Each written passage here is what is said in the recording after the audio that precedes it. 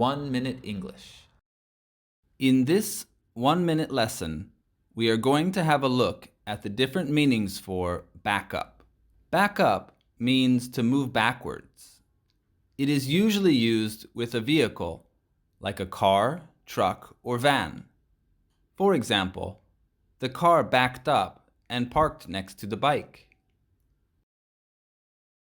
Another meaning of back up is to support someone or something.